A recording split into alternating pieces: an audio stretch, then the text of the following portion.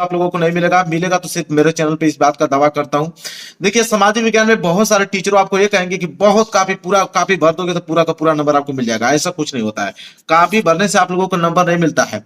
आपका सामाजिक विज्ञान का जो पेपर होता है उसको लिखने का कुछ ट्रिक होता है, उस ट्रिक की मदद से अगर आप लिखते हो तो इस बात की गारंटी लेता हूं मेरे प्यारे बच्चों कि लाखों कापियां से अलग कापी आपकी दिखेगी और नंबर पूरे के पूरे मिलेंगे। पूरा का पूरा वीडियो देख के जाना और कमेंट करने पे मजबूर हो जाओगे, इस बात का दावा करता हूं मैं। इतना बेहतरीन तरीका आपको बताने वाला हूं कि सामाजिक विज्ञान में कॉपी कैसे लिखते हैं और कोई भी क्वेश्चन नहीं आता तो उसको कैसे अटेम्प्ट करते हैं। तो मेरे प्यार जो वीडियो को लाइक कर देना, चैनल पर नए हो तो चैनल को जरूर सब्सक्राइब कर देना। और हर एक क्वेश्चन का ट्रिक है मेरे पास, अगर आपको क्वेश्चन नहीं आ रहा तो उसको कैसे आप ट्रिक की मदद से लिखे हो, ठीक है। कि अगर अभी तक आप कुछ नहीं पढ़े हो तो आप इस वीडियो की मदद से आप सामाजिक विज्ञान में पास हो जाओगे, इस बात का दावा करता हूं मैं। मेरे प्यारे बच्चों कुछ चीजें हैं जो आपको अच्छे तरीके से ध्यान में रखनी है। पहली चीजें जो है जो आपको बता रहा हूं, ध्यान से आपको एक एक चीज पढ़ना है। सबसे पहला जो पॉइंट होता है मेरे प्यारे बच्चों, बच्चे गलती क्या करते हैं कि सभी क्वेश्चन से अटेम्प्ट करना है। बहुत सारे बच्चे क्या करते हैं कि जो क्वेश्चन नहीं आता उसको छोड़ देते हैं। अब जब क्वेश्चन छोड़ दोगे मेरे प्यारे बच्चों ना, तो आपको जीरो के अलावा कुछ नहीं मिलेगा। अगर उस क्वेश्चन को कर दोगे तो 5 में से 3 नंबर भी मिलेगा, 5 में से 2 नंबर भी मिलेगा, लेकिन नंबर आपको एग्जामिनर देगा। और छोड़ दोगे तो 1 नंबर नहीं मिलेगा। तो सबसे पहला पॉइंट आप नोट कर लो, अपने दिमाग में फिट कर लो कि सभी क्वेश्चन को अटेम्प्ट करना है। इसके बाद मेरे प्यारे बच्चों क्या होता है कि 15 मिनट टाइम रीडिंग पेपर। इसका मतलब होता है कि जो आपको शुरू के 15 मिनट दिए जाते हैं, आपको पेपर हल करने के लिए समय दिया जाएगा 3 घंटे 15 मिनट। आप सबसे पहले क्या करोगे कि 15 मिनट में पूरे के पूरे क्वेश्चन को आप पढ़ोगे और वहीं पे ट्रिक लगा दोगे कि मुझे सबसे पहले कौन सा क्वेश्चन करना है। पहले आप मार्क लगा दो कि ये सारे क्वेश्चन मुझे आ रहे हैं, पहले मैं पहला वाला क्वेश्चन करूंगा, उसके बाद मैं 5 वाला प्रश्न करूंगा, इसके बाद 7 वाला प्रश्न करूंगा, इसके बाद 8 वाला प्रश्न करूंगा। अपना वही फिक्स कर लो कि मुझे सबसे पहले कौन सा प्रश्न करना है उसी 15 मिनट में, और उस प्रश्न को सबसे पहले करो। जो प्रश्न आपको बिल्कुल सही सही आंसर मालूम हो उनको सबसे पहले आपको करना है। यह बात अपने दिमाग में फिट कर लो मेरे प्यारे बच्चों। इसके बाद दूसरा चीज क्या होता है कि आंसर लिखते समय पॉइंट बनाकर लिखना है। देखिए बहुत सारे बच्चे सामाजिक विज्ञान में क्या गलती करते हैं कि एक हेडिंग बना लेंगे और एक हेडिंग बनाकर वो क्या करते हैं कि 2 पेज में लगातार आंसर लिखना चालू करते हैं। यह काम आपको करना ही नहीं है। एग्जामिनर को मालूम चल जाता है कि आपने बनाकर लिखा है। आप आंसर जब भी लिख रहे हो तब पॉइंट वाइज, जैसे कोई भी आंसर लिख रहे हो तब पहला पॉइंट इसमें 2 लाइन लिख दो, इसके बाद दूसरा पॉइंट इसमें 2 लाइन लिख दो, इसके बाद तीसरा पॉइंट इसमें 2 लाइन लिख दो, फिर चौथा पॉइंट 2 लाइन लिख दो। बनाकर ही लिख रहे हो ना, बनाकर भी लिख रहे हो ना, तो ऐसे ही लिखो। एग्जामिनर पॉइंट पे देगा विशेष ध्यान और पढ़ेगा ना तो उसको मालूम नहीं चलेगा कि सही लिखा है आपने कि गलत। पॉइंट देखते हुए उसको समझ में आ जाएगा कि नहीं लड़का बिल्कुल जेन्युइन है, जीनियस लड़का है, बढ़िया से पढ़ा लिखा है, इस तरह लिखा है। तो आपको आंसर कभी भी लिखना है सामाजिक विज्ञान में तो पॉइंट बनाकर लिखना है, ठीक है। यह काम आपको जरूर से जरूर करना है। तो यह हो गया दूसरी चीज। तीसरी चीज क्या होता है, चलिए उस पर ध्यान देते हैं। तीसरी चीज मेरे प्यारे बच्चों यह है कि हाईलाइट, ठीक है, हाईलाइट इंपोर्टेंट वर्ड को। जो इंपोर्टेंट वर्ड होता है मेरे प्यारे बच्चों, उसे इंपोर्टेंट वर्ड को आप इंपोर्टेंट वर्ड को ब्लैक पेन से लिखिए या ब्लू पेन से लिखिए, कोई दिक्कत नहीं है, ठीक है। वैसे ब्लैक पेन से लिखोगे तो अच्छी बात है, अब ब्लू पेन से भी लिख देते हो ना तो बस उसके नीचे अंडरलाइन कर दो। हाईलाइट का मतलब होता है इंपोर्टेंट वर्ड। देखिए अगर कोई क्वेश्चन है, अगर क्वेश्चन को बनाकर अगर आप 3 लाइन में लिख रहे हो तो 3 लाइन में जब आप क्वेश्चन को लिखोगे तो कम से कम 4 या 5 ऐसे वर्ड होंगे जो आपको बिल्कुल सही सही मालूम होंगे। 4-5 वर्ड तो बिल्कुल सही मालूम होंगे और उन्हीं वर्डों को आपको क्या कर देना है, उनके नीचे अंडरलाइन कर देना है ब्लैक पेन से, ठीक है। एग्जामिनर जब भी आपका सामाजिक विज्ञान का जो पेपर जब चेक होता है कॉपी, तो उसमें एग्जामिनर बस पॉइंट देखता है, तो उनको हाईलाइटेड किए रहोगे तो उन्हीं पॉइंटों को देखेगा और आपको नंबर देता चला जाएगा और वही फिक्स कर लेगा कि इस बच्चे को हमें 70 में 60 नंबर देना है कि 65 नंबर देना है। और इस बात का दावा करता हूं मैं कि जिस प्रकार बता रहा हूं वो सारे ट्रिक अगर आपने अपना लिया तो समझ लीजिए कि 60 या 65 नंबर से कम आने वाले नहीं आपके। और 30 नंबर प्रैक्टिकल से मेरे प्यारे बच्चों 100 में आपके हो जाएंगे 90 और 95 नंबर, ठीक है। यह काम आपको करना है। तो क्लियर हो गया, तीसरा पॉइंट आपको समझ में आ गया। अब देखिए चौथा पॉइंट जो सबसे ज्यादा इंपॉर्टेंट है, और यह काम अगर आपने कर दिया तो समझ लीजिए कि आप टॉपर बन सकते हो। क्या है समाज विज्ञान में, देखिए फ्लो चार्ट बनाने का प्रयास करना। कोई भी आंसर जब दीर्घ उत्तरीय लॉन्ग क्वेश्चन जब आप दे रहे हो मेरे प्यारे बच्चों, चाहे कोई भी क्वेश्चन दे रहे हो, शॉर्ट क्वेश्चन भी आंसर दे रहे हो, तो फ्लो चार्ट बनाना सीखिए। फ्लो चार्ट का मतलब क्या होता है मेरे प्यारे बच्चों? फ्लो चार्ट का मतलब यह चीज होता है, जैसे आपका परिवहन के बारे में पूछ दिया, तो जैसे यहाँ पे अगर आपको पूछ दिया कि परिवहन क्या है, तो परिवहन में जैसे आपका एक स्थल परिवहन होता है, तो आप ऐसे फ्लो चार्ट बनाइए, स्थल परिवहन, फिर बीच में ऐसे एरो का चिन्ह दीजिए। एक होता है जल परिवहन, इसके बाद फिर यहाँ पे दीजिए, एक होता है आपका वायु परिवहन, ठीक है, इसके भी 3 पार्ट होते हैं, इसके 2 पार्ट होते हैं, इसके भी 3 पार्ट होते हैं। तो ऐसे फ्लो चार्ट बनाना है। अब फ्लो चार्ट जब आप बनाओगे ना, तो एग्जामिनर के पास लाखों कापियां होती हैं, अगर वो 100 कापी चेक कर रहा है और 101वीं कापी अगर आपकी होगी तो सबसे डिफरेंट होगी, और दावा करता हूं कि उसमें नंबर आपको पूरा का पूरा वो देगा, क्योंकि ऐसा कॉपी किसी की नहीं रहेगी। जो लोग इस वीडियो को देख रहे हैं उन्हीं की कॉपी ऐसा लिख पाओगे, सबसे ज्यादा अंक मिलेगा आपको समाज विज्ञान में, इस बात का दावा है मेरा। ये नहीं कि एक हेडिंग डाल के 4-4 पैराग्राफ बस लिखते जाएं तो एग्जामिनर को समझ में आ जाएगा कि आपने क्या किया है, बनाकर लिखा है, और नंबर 1 नंबर से अधिक देगा भी नहीं आपको, ठीक है। तो यह फ्लो चार्ट बनाने का जरूर से जरूर आपको प्रयास करना है मेरे प्यारे बच्चों, इस बात को अपने दिमाग में पूरा का पूरा बैठा लीजिए। क्लियर है? चलिए अब अगले पॉइंट की तरफ बढ़ते हैं। अगला पॉइंट क्या है उसे देखिए। देखिए चौथा पॉइंट क्लियर, पांचवा पॉइंट समझिए। पांचवा पॉइंट जो है मेरे प्यारे बच्चों वो है कि हर आंसर के बाद 2 लाइंस का गैप दीजिए। बहुत ज्यादा इससे काफी जो आपकी साफ सुथरा दिखने में लगती है और एग्जामिनर को पढ़ने में भी आसानी होता है। देखिए कोई भी अगर आप प्रश्न उत्तर कर रहे हो, ठीक है, और मान लीजिए कि प्रश्न उत्तर आपने पहला कर दिया, तो प्रश्न उत्तर जब पहला आप कर रहे हो ना, तो आप जब इस आंसर खत्म हो रहा है तो 2 लाइन आप छोड़ने के बाद तब नीचे से आप प्रश्न उत्तर दूसरा की तरफ बढ़ेंगे। तो यह काम आपको करना है, ठीक है। हर एक प्रश्न उत्तर के बाद आपको 2 लाइन का गैप देना ही देना है, इस बात को आप नोट कर लो, ठीक है। जो आपको बता रहा हूं मेरे प्यारे बच्चों, आप अपने दिमाग में फिट कीजिए, और समाज विज्ञान के पेपर में यही ट्रिक आपको अपनाना है, सबसे ज्यादा अंक मिलेंगे, इस बात का दावा करता हूं मैं। अगली ट्रिक क्या है मेरे प्यारे बच्चों, उसको समझिए। वो अगली ट्रिक सबसे ज्यादा इंपॉर्टेंट है, वो है आपका टाइम मैनेजमेंट का। अब मेरे प्यारे बच्चों बहुत सारे बच्चों का कमेंट आएगा, जब बहुत सारे बच्चे ऐसे हैं वो कहेंगे कि सर मैं तो पेपर बहुत अच्छे से किया, लेकिन 5 क्वेश्चन छूट गया मेरा सर। कोई कहेगा कि मेरा सर 3 क्वेश्चन छूट गया। तो भाई छूट इसलिए गया क्योंकि आपने टाइम मैनेजमेंट किया ही नहीं। टाइम मैनेजमेंट का मतलब ये चीज होता है कि कोई भी क्वेश्चन को कैसे लिखना है और वर्ड लिमिट का ध्यान रखना है, तभी आप टाइम मैनेजमेंट कर पाओगे। ये नहीं, देखिए बहुत सारे बच्चे क्या करते हैं कि 2 नंबर वाले प्रश्न रहेगा तो 2 नंबर वाले प्रश्न को वो लिखेंगे 2 पेज में। 2 नंबर वाले प्रश्न को आप 2 पेज में लिखोगे तो पहली बात तो एग्जामिनर उसमें 1 नंबर नहीं देगा, क्योंकि उसको मालूम है कि 2 नंबर वाले प्रश्न 2 पेज में कभी हो ही नहीं सकते हैं। 2 नंबर वाले प्रश्न अधिक से अधिक 3 लाइन में होंगे, और आपने लिख दिया है 2 पेज में बना बना कर, तो 2 पेज में लिख रहे हो तो समय भी नुकसान हो रहा है, तो आगे के प्रश्न और छूटेंगे कि नहीं। तो आपको मेरे प्यारों क्या करना है कि 3 घंटे 15 मिनट का समय है, तो 15 मिनट में तो पेपर ही पढ़ लोगे। 3 घंटे में आपको ऐसा टाइम मैनेजमेंट करना है कि आपको वर्ड लिमिट ध्यान रखना है कि कौन से प्रश्न को कितना वर्ड में लिखना है, ठीक है, कितना समय उस पर देना है, ताकि 3 घंटे में मैं पूरे के पूरे प्रश्न को अटेम्प्ट कर पाऊं। यह होना चाहिए मेरे प्यारे बच्चों। तो आपको मालूम होना चाहिए कि 2 नंबर वाले प्रश्न को कितना लाइन में लिखना है, 4 नंबर वाले प्रश्न को कितना लाइन में लिखना है, 6 नंबर वाले प्रश्न को कितना लाइन में लिखना है। मैं लिख के लेकर आया हूं, अभी दिखा रहा हूं आपको, मैं कॉपी लिख के लेकर आया हूं, आपको दिखाऊंगा कि समाज विज्ञान की कॉपी कैसे लिखी जाती है। इसके बाद आप देखिए कैसे नंबर आपको नहीं मिलता है। तो ये सारी चीजें अप्लाई आपको करना है। तो यहां तक आपको सारी चीजें क्लियर हो गया मेरे प्यारे बच्चों, कोई दिक्कत नहीं होना चाहिए। अब मैं आपको कॉपी दिखाता हूं कि कैसे सामाजिक विज्ञान की कॉपी लिखी जाती है। देखिए कॉपी कैसे लिखा जाता है। सबसे पहले आप लिखोगे लघुत्तरीय प्रश्न, क्योंकि 20 नंबर के तो ऑब्जेक्टिव क्वेश्चंस होते हैं, तो लघुत्तरीय त्रिगुत्तरीय यही 2 तरह के प्रश्न आपके एग्जाम में आने वाले हैं। तो जैसे प्रश्न पूछ दिया आपको कि जर्मनी का एकीकरण कब और कैसे हुआ, तो देखिए इसे फ्लो चार्ट की मदद से इस प्रश्न का उत्तर कैसे दोगे। और ऐसा कोई नहीं लिखा होगा, इस बात का दावा करता हूं, जो इस वीडियो को देख के गए होंगे वही ऐसा काम कर पाएंगे। तो जर्मनी का एकीकरण कब और कैसे हुआ, देखिए सबसे पहले आप पॉइंट बनाओगे, पहला पॉइंट लिखोगे कि राष्ट्रवादी भावनाएं का उदय। आपने लिख दिया राष्ट्रवादी उदय की उदय, तो राष्ट्रवादी भावनाएं का उदय आपने पहला पॉइंट लिखा।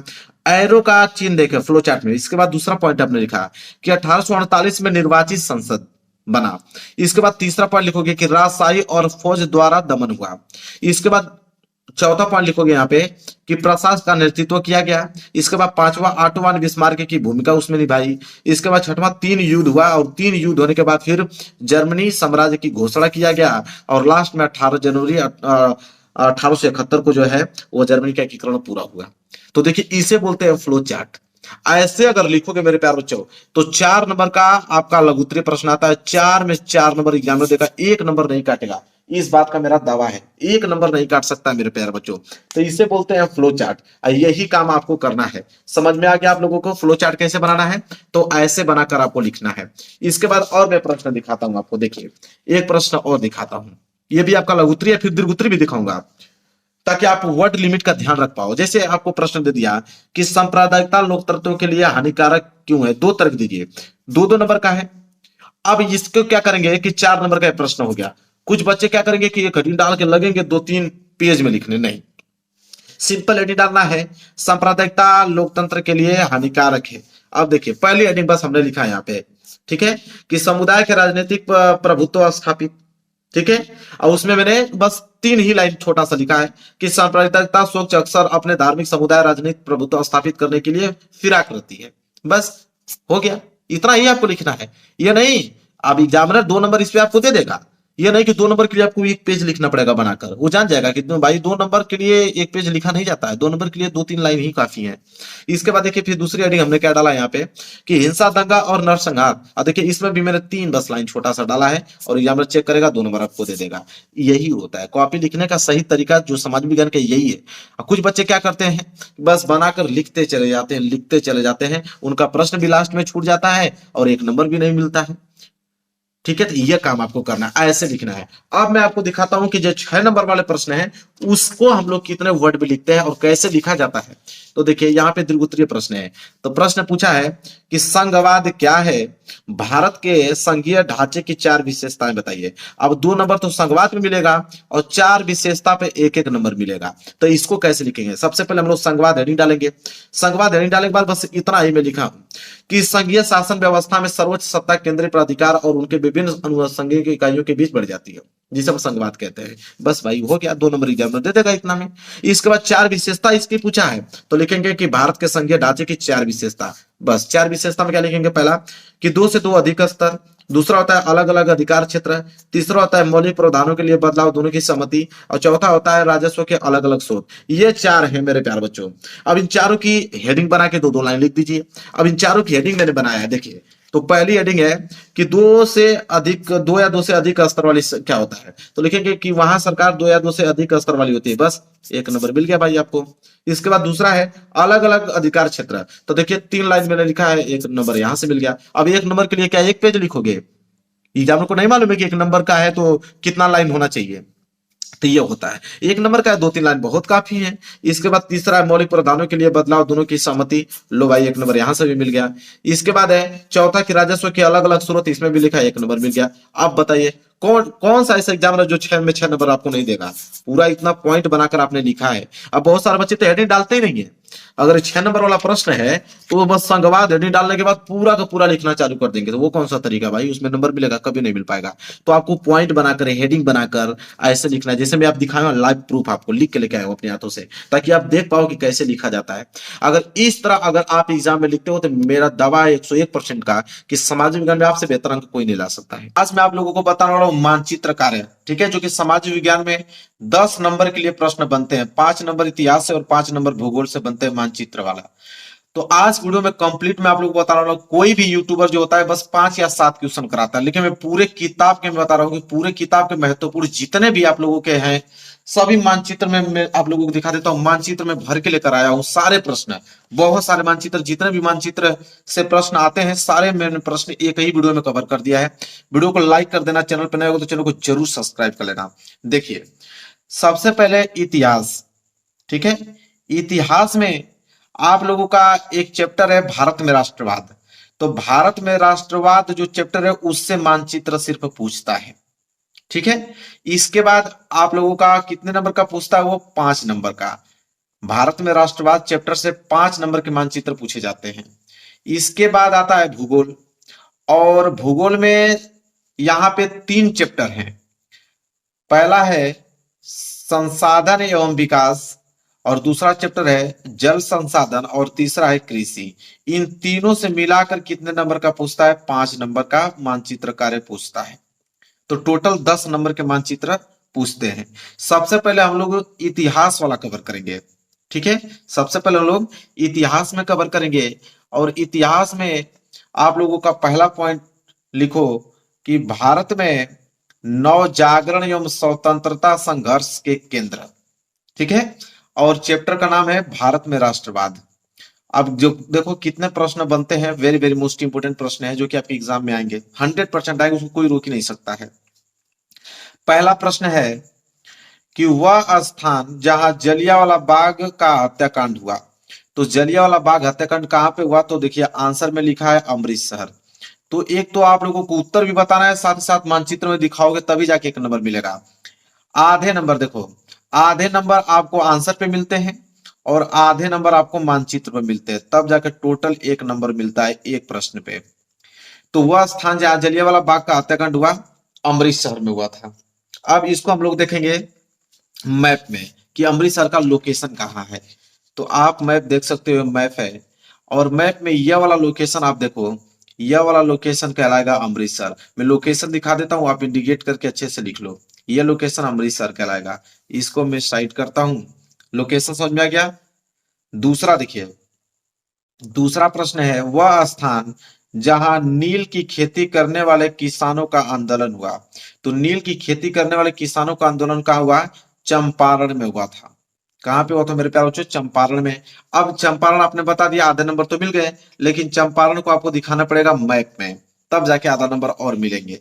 तो मानचित्र देखिए, यह वाला लोकेशन आप देख रहे हो, यह है लोकेशन आपका चंपारण। तो यहाँ पे इस तरह करके एरो का चिन्ह लगाकर यहाँ पे साइड में चंपारण लिख दीजिएगा। तो आधा नंबर यहां से कवर हो गए आपके। आगे बात करेंगे, दो प्रश्न हमने अब तक कवर करा दिया आप लोगों को, और इससे बाहर नहीं पूछेंगे। आज की वीडियो से 10 नंबर आप लोगों को बिल्कुल क्लियर है, कोई रोक नहीं सकता। इस वीडियो को आप लोग बहुत अच्छे तरीके से 3-4 बार देख के जाना, और 10 नंबर यहां से एक भी प्रश्न बाहर नहीं जाएगा। तीसरा प्रश्न देखिए क्या है, तीसरा वह स्थान जहां महात्मा गांधी ने नमक कानून भंग किया। तो नमक कानून भंग किया था महात्मा गांधी कहां पे, दांडिये में। कहा है, दांडिया। तो आधा नंबर तो मिल गया आंसर से, लेकिन दांडिया है कहाँ, इसको हमें दिखाना पड़ेगा। ठीक है, तो दांडिया के लिए हम लोग यहाँ पे लोकेशन दिखाता हूं मैं आप लोगों को, देख लीजिए। ये मानचित्र है, यह वाला लोकेशन आपको दिख रहा है, यह दांडिया है, इसे हम बोलेंगे दांडिया। यहाँ पे इस तरह लिख दोगे तो आप लोगों के आधे नंबर और मिल जाएंगे, एक नंबर मिल जाएगा। ये भी प्रश्न क्लियर हुआ। चौथा प्रश्न देखिए क्या है, वह स्थान जहां असहयोग आंदोलन कार्यक्रम को स्वीकार किया गया। तो वह स्थान जहां असहयोग आंदोलन कार्यक्रम को स्वीकार किया गया था, कहां पे, कलकत्ता में किया गया था। Very very most important question है, एक भी प्रश्न ऐसा नहीं है कि जो मैं फालतू आपको बता रहा हूँ, सारे मोस्ट इंपोर्टेंट है, सारे एग्जाम में आएंगे। तो वह स्थान जहां असहयोग आंदोलन कार्यक्रम को स्वीकार किया गया, कलकत्ता में। तो आधा नंबर तो यहां से मिल गया, लेकिन कलकत्ता लोकेशन में है कहाँ उसको देखना पड़ेगा। तो देखिए यह वाला लोकेशन जो है वो कलकत्ता का है, तो चौथा वाला कलकत्ता। समझ में आ गया, इसको जल्दी से नोट कर लीजिए। अगला देखिए पांचवा प्रश्न क्या है, पांचवा है वह स्थान जहां सूती मिल श्रमिकों का सत्याग्रह हुआ।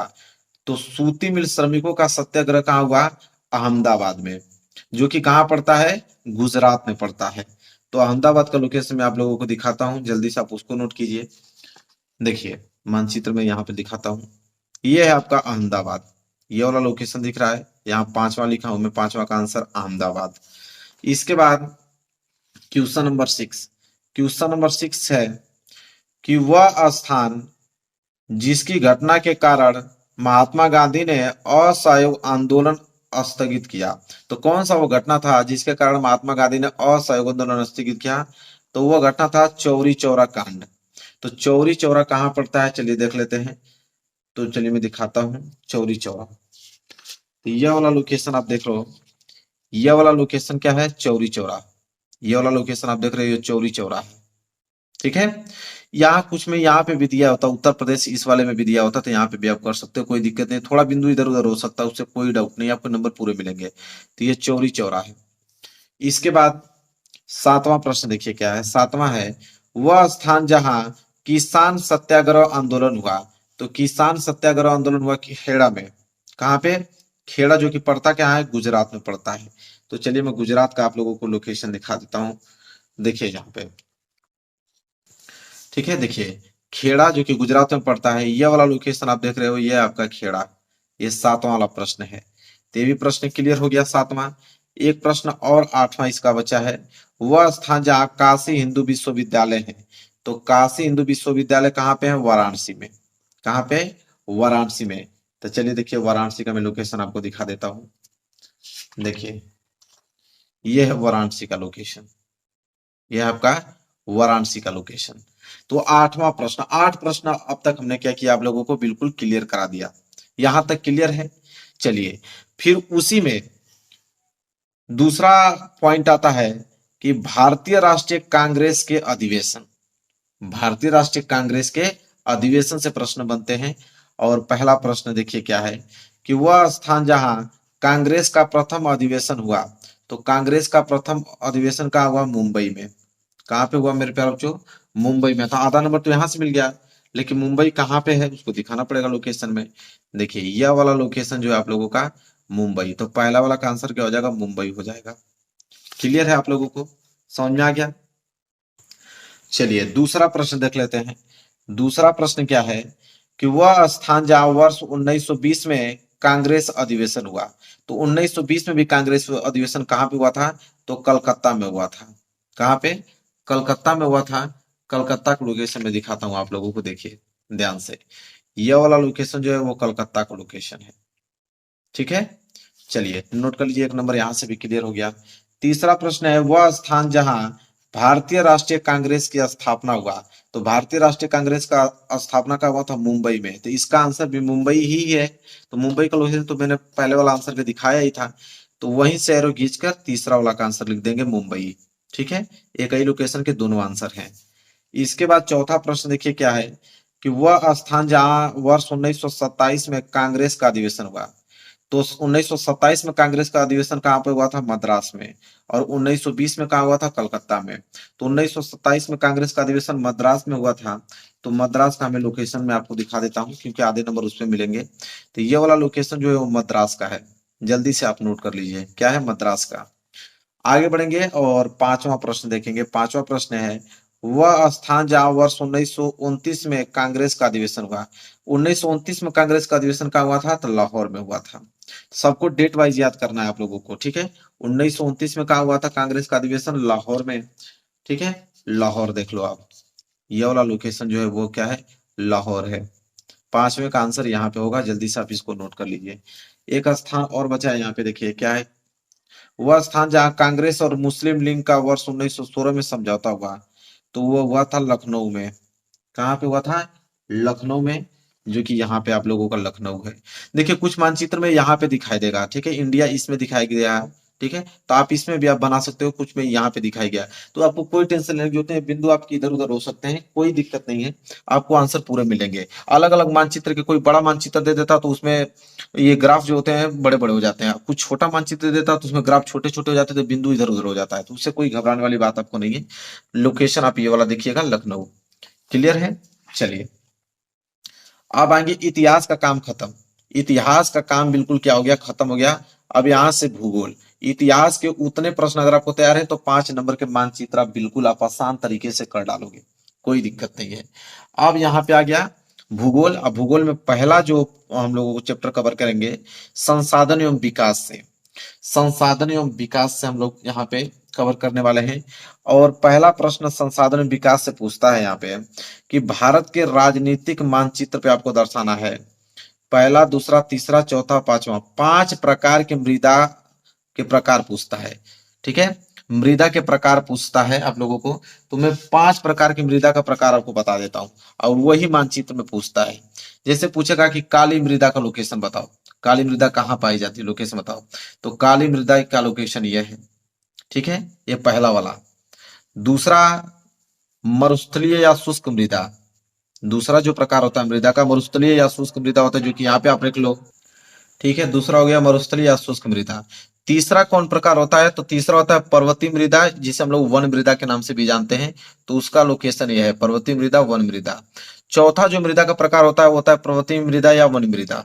ठीक है, तो चौथा भी आप लोगों का वही प्रकार है, पर्वतीय मृदा या वन मृदा। तो यहाँ पे आप डाल दीजिए चौथा का। और पांचवा है आप लोगों का जलोढ़ मिट्टी, जलोढ़ मृदा जिसे बोलते हैं। तो पांचवा हो गया जलोढ़ मृदा। क्लियर है?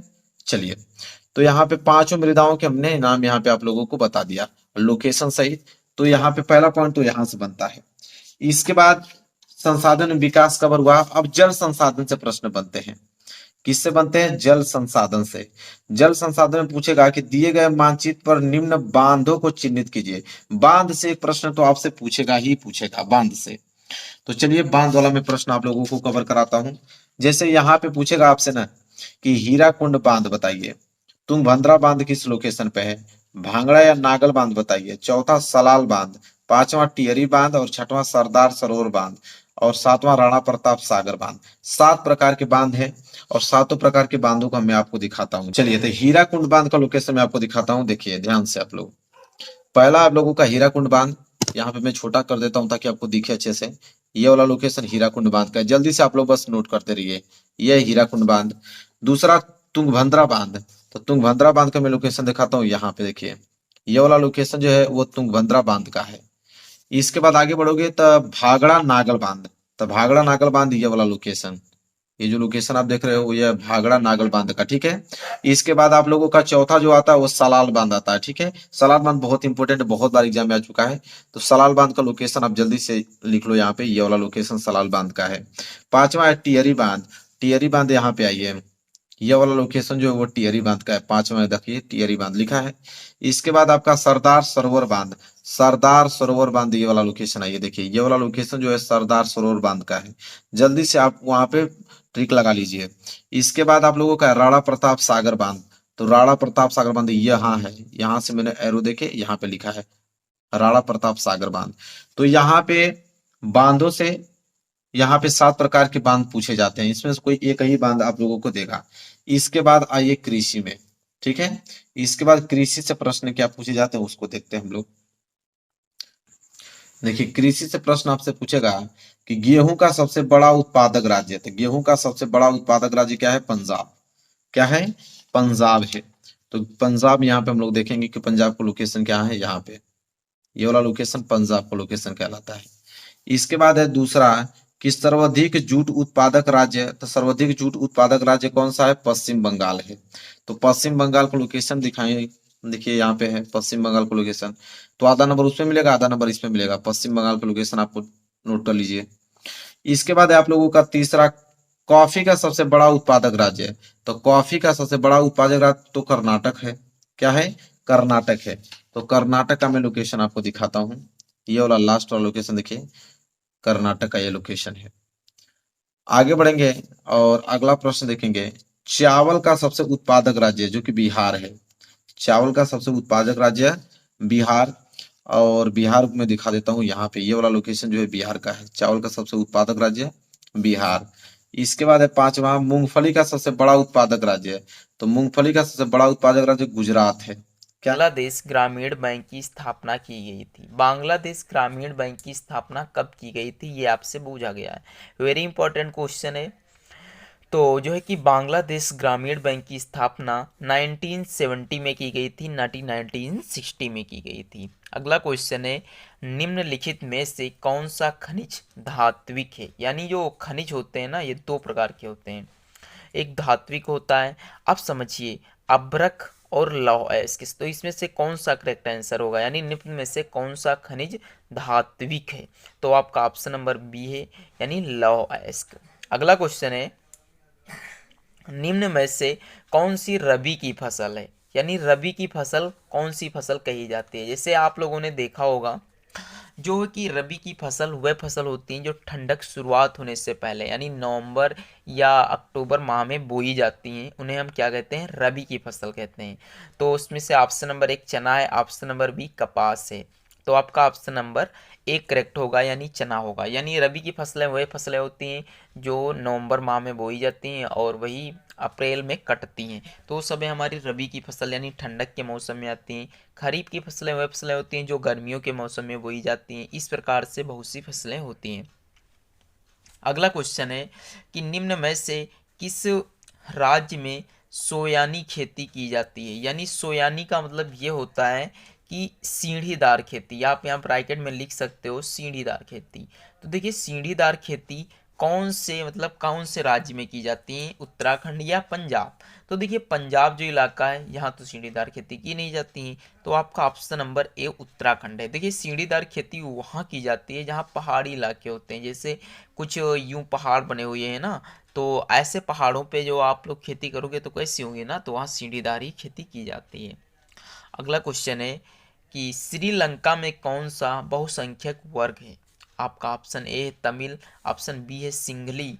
तो जो आपको बताना है कि बहुसंख्यक कौन सा वर्ग होता है, तो आपका ऑप्शन नंबर बी है, यानी सिंगली वहाँ का जो है बहुसंख्यक वर्ग है।